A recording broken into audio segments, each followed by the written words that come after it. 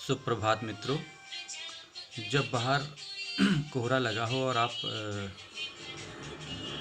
बाहर न जा पा रहे हो, ऐसे में जाना भी ठीक नहीं है। ये श्वास रोग के लिए हमारे फेफड़ों को नुकसान पहुंचाता है कोहरा। तो हम घर में बैठ कर के योग कर लेते हैं। योग करने के लिए साफ जगह में एक बिछौना बिछा लें और बिछौना बिछा करके उसके ऊपर मैं बताऊंगा आपको कि कैसे कैसे क्या क्या स्टेप करके हम आधा घंटा अपना योग करके पूरे क्रियाएं अपने शरीर को स्वस्थ कर सकते हैं। नाखूनों को आपस में रगड़ लें और पैरों को हिला लें।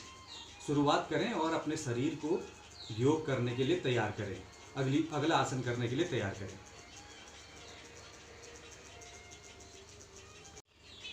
अगले आसन में अपने पंजों को अपने हाथों से छुएं और गर्दन उसी दिशा में जाएगी जिस दिशा में आपका हाथ जा रहा है पीछे। ये पोजीशन, इसको भी 40 बार कर लें।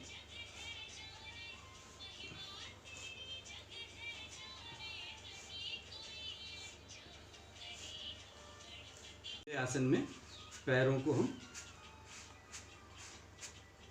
पहले एंटी क्लॉकवाइज 40 बार घुमा लेंगे और फिर इसको 40 बार ही क्लॉकवाइज घुमा लेंगे। ये घुमाने के बाद 40 बार ऐसे घुमाने के बाद फिर पंजों को नीचे सिकोड़ के ऊपर खींच के, नीचे सिकोड़ के ऊपर खींच के, नीचे सिकोड़ के ऊपर खींच के ये कर लेंगे। इससे क्या होगा कि हमारे पैरों का ब्लड सर्कुलेशन जो नहीं हो पाता है वो क्लियर हो पाएगा। हमारी मांसपेशियां थोड़ा सा खिंचाव में आएंगी। अपने पंजों को पकड़ेंगे और जितना झुक पाएंगे उतना झुकेंगे और नाक को घुटनों पे लगाने की कोशिश करेंगे। अगर घुटनों पे नाक नहीं लग पा रही है तो जहाँ पे हमारा स्ट्रेच पड़ रहा है वहीं पे अपने आप को रोकेंगे और होल्ड करके रखेंगे। थोड़ा सा स्ट्रेच पड़ने देंगे और होल्ड करके रखेंगे इस तरीके से। जरूरी नहीं कि घुटनों पे नाक लगे, जितना हम झुक पा रहे हैं उतना झुकेंगे। ये इस आसन में हमारे को तनाव बूस्ट करता है। ये आसन हमारा तनाव खत्म करता है और जितनी देर इसको हम होल्ड करके रखेंगे उतना हमारे लिए फायदेमंद रहेगा। पैरों को घुमा करके एक पैर को हम इस तरीके से मोड़ लेंगे और फिर से हम इस दोनों हाथों से इस पैरों के पंजों को पकड़ करके फिर से स्ट्रेच करेंगे बॉडी को। घुटने पे नाक लगाने की कोशिश करेंगे और जहाँ पे हमें स्ट्रेच हो रहा होगा, जहाँ पे हमें पेन हो रहा होगा, वहाँ पे इसको होल्ड करके रखेंगे। सेम हम दूसरे पैर से करेंगे। इस पैर को मोड़ लेंगे इस पैर से और फिर से दोनों हथेलियों से इसको पकड़ करके स्ट्रेच करेंगे बॉडी को। घुटने पे नाक लगाने की कोशिश करेंगे, जहाँ पे स्ट्रेच आ रहा होगा वहाँ पे रोक देंगे अपने आप को। अब हम दोनों हाथों को अगले आसन में हम दोनों हाथों को मोड़ लेंगे और चक्की चलाएंगे। इससे हमारे कमर का, पैरों का, अपर बॉडी का पूरा होगा। 40 बार एंटी क्लॉकवाइज चक्की चला लेंगे और 40 ही बार क्लॉकवाइज। इसमें हमारी पूरी बॉडी का, कमर से लेकर के पैरों का और कंधों का, हाथों की पूरी एक्सरसाइज हो जाती है। 40 बार क्लॉकवाइज किया और 40 बार इसे एंटी क्लॉकवाइज घुमा लिया। ऐसे पूरी बॉडी को पीछे ले जा करके आगे ला करके पैरों को सीधा 40 बार ये चक्की चला दी। पहले घरों में खुद ही चक्की पीसती थी हमारी चाचियाँ या हमारे दादियाँ, तो उनकी एक्सरसाइज से होती थी। ये बहुत ही फायदेमंद एक्सरसाइज है। 40 बार क्लॉकवाइज और 40 बार एंटी क्लॉकवाइज। जमीन पे चित लेट जाएंगे, घुटने मोड़ करके, गर्दन के पीछे हाथ और अपनी बॉडी को थोड़ा थोड़ा सर को ऊपर उठाएंगे। 1 2 3 4 5 6 7 8 9 10। बल पड़ता है, पेट में जोर पड़ता है तो हमारी पाचन शक्ति ठीक होती है। अगले आसन में हम क्या करेंगे? पवन मुक्तासन। पवन मुक्तासन में हमारे दोनों पैरों को छाती से चिपका करके ऐसे कुंडली बना लेंगे और सांस छोड़ते हुए ऊपर को आएंगे। पवन मुक्तासन। पवन मुक्तासन में हम क्या करेंगे, कुंडली बना लेंगे दोनों हाथों में और सांस छोड़ते हुए घुटनों को टच करेंगे अपने छोटी से। एक बार सांस छोड़ते हुए पीछे। इस प्रक्रिया को हम कम से कम 8 से 10 बार करेंगे। सांस छोड़ते हुए ऊपर, सांस लेते हुए नीचे, सांस छोड़ते हुए ऊपर, सांस लेते हुए नीचे, सांस छोड़ते हुए ऊपर, सांस छोड़ते हुए नीचे। दोनों हाथों को पट जमीन पर कर लेंगे और इस तरीके से घुटनों को एक तरफ ले जाएंगे, गर्दन को एक तरफ, घुटनों को इस तरफ, गर्दन इस तरफ। इस आसन में भी हम 20 से 30 बार इसको कर लेंगे।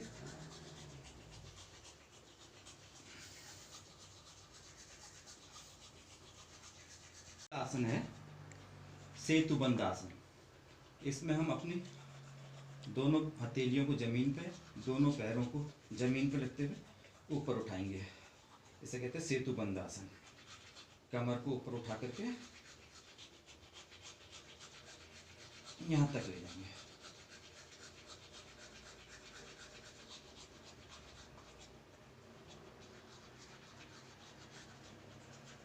धीरे धीरे धीरे धीरे नीचे ले आएंगे कमर को। इस आसन में भी हमारा हार्ट मजबूत होता है, क्योंकि पूरा ब्लड का सर्कुलेशन हार्ट और माइंड और आंखों में चला जाता है, तो हमारे हार्ट को मजबूत करता है। कमर पेन में बहुत लाभदायक है।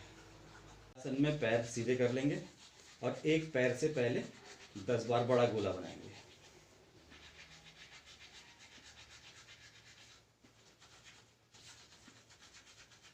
10 बार इस पैर से बना करके फिर 10 बार इसको एंटी क्लॉकवाइज करेंगे और दूसरे पैर से भी वही रिपीट करेंगे।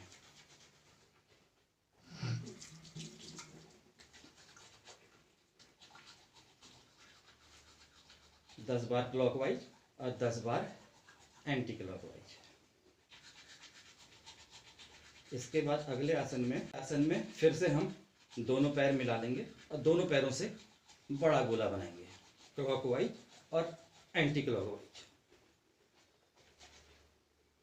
फिर इसको एंटी क्लॉकवाइज 5 बार 10 बार जितनी बार कर पाए आप ये करिए।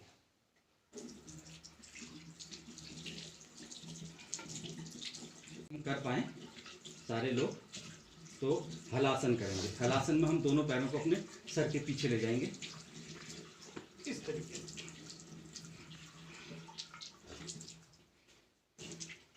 मोड़ेंगे घुटनों पे नाक और पैरों को जमीन पे लगाने की कोशिश करेंगे अगर लग पाएंगे तो, नहीं तो जहां तक पहुंच पा रहे वहां तक पहुंचाएंगे। हलासन।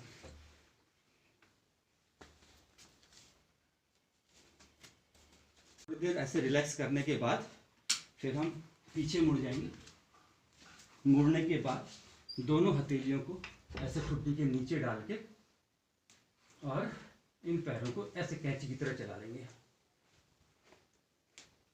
ये भी हमारे कमर दर्द और बॉडी को शेप में लाने के लिए बहुत ही फायदेमंद है।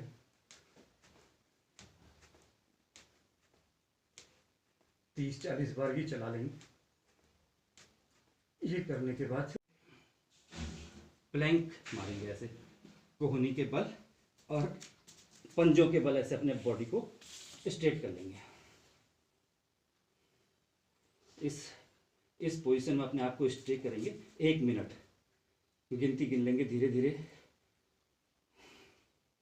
60 सेकंड की 60 बार गिनती गिन लेंगे। फिर इसको 2-3 स्टेप में मारेंगे तो ये हमारी बॉडी को शेप में लाएगा, हमारे पेट की चर्बी गलाएगा और पाचन तंत्र हमारा मजबूत करेगा।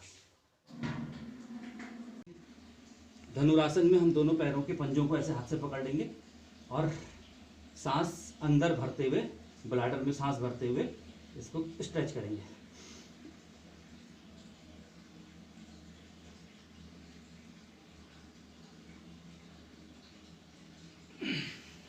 ये प्रक्रिया भी हम 7 से 8 बार दोहराएंगे। और इसके बाद अगले आसन में हम घुटनों के बल और कंधों के बराबर दूरी करके इस पोजीशन में बैठ जाएंगे और अपनी ठुड्डी को चिन से लगाने की कोशिश करेंगे और पीठ को घुमा देंगे ऊपर और इस तरीके से पीठ को तिया आकार में बना लेंगे और गर्दन ऊपर उठाएंगे। फिर से पीठ को धनुष बना लेंगे और ठुड्डी को अपनी चेस्ट पे लगाएंगे। तो ये प्रक्रिया हम 7 से 8 बार इसको भी दोहरा लेंगे। ये हमारी रीढ़ की हड्डी को लचीला बनाने के लिए आसान उपाय है। अगले आसन में हम भुजंगासन करेंगे और शशक आसन, एक ही आसन में 2 आसन करेंगे। तो भुजंगासन करने के लिए चेस्ट, नाक को जमीन पर लगाएंगे दोनों हाथों के बीच में, फिर चेस्ट को लगाएंगे, उसके बाद से इस तरीके से भुजंगासन में आ जाएंगे और भुजंगासन से फिर शशक आसन। शशक आसन में इस तरीके से अपनी नाक को जमीन पर लगाएंगे। फिर से रिपीट करेंगे, नाक, चेस्ट, भुजंगासन और शशक आसन। इस प्रक्रिया को भी हम 8 से 10 बार अपने सामर्थ्य अनुसार दोहराएंगे। अगले आसन में हम बैठ जाएंगे वज्रासन। इसके बाद हम वज्रासन में बैठ जाएंगे इस तरीके से। अब वज्रासन में बैठ करके दोनों हाथों की पोजीशन इस तरीके से करके अपने नाभि के दोनों हाथ दोनों ओर इनको लगा करके और मंडूकासन करेंगे, सांस बाहर छोड़ते हुए मंडूकासन।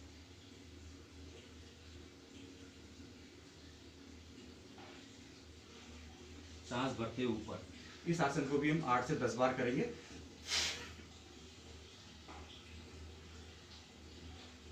ये सारे आसन करने के बाद अब हम अगले 15 मिनट तक प्राणायाम करेंगे। प्राणायाम करने के लिए हम सुखासन में बैठ जाएंगे इस तरीके से और आंखें बंद करके गहरी गहरी सांसें लेंगे। पहले जब तक हमारी सांसें नॉर्मल नहीं हो जाती तब तक गहरी गहरी सांसें लेंगे और 10 मिनट, 5 मिनट, जितना भी आपके पास टाइम है, 2 मिनट इसी पोजीशन में बैठेंगे।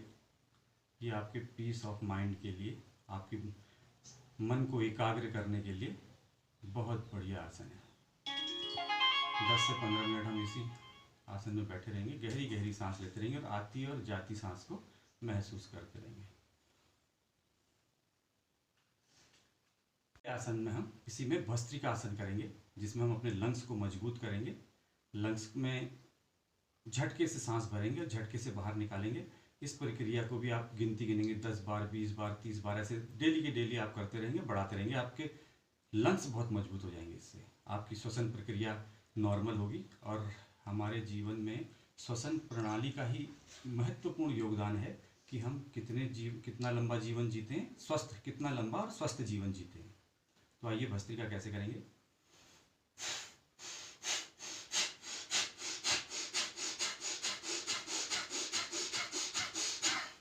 इस प्रक्रिया में पेट में हवा नहीं भरनी है, आपके केवल लंग्स में हवा भरनी है और झटके से छोड़नी है।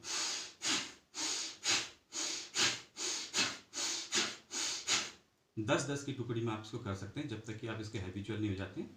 जब हैबिचुअल हो जाएंगे तब इसको आप 100 बार, 200 बार, 300 बार भी कर सकते हैं।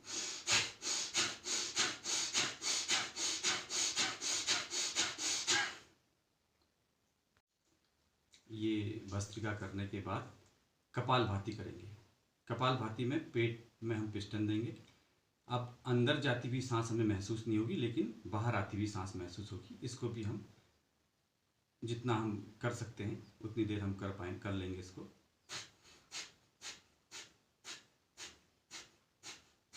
इस प्रक्रिया में आप देखेंगे मेरा पेट अंदर बाहर होगा, बाकी बॉडी कांस्टेंट रहेगी। अंदर जाती हुई सांस हमें महसूस नहीं होगी, लेकिन बाहर जब हम छोड़ रहे हैं सांस को वो हमें सुनाई देगी।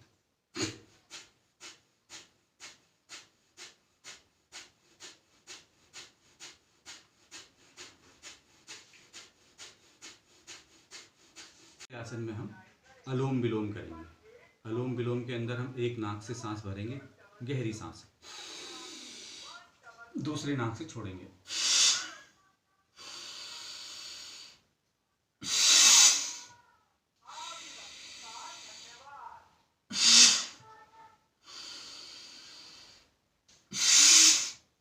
इस प्रक्रिया को भी हम 10 से 15-20 बार, जितनी बार हम कर पाएंगे करेंगे। इससे हमारे कान, आँख और ब्रह्मांड इसको ऑक्सीजन मिलेगी। और हमारे हम भ्रामरी आसन करेंगे। भ्रामरी आसन में भंवरे की तरह 3 अंगुलियों से आंखें बंद, अंगूठे से कान बंद कर लेंगे, गहरी सांस भरेंगे।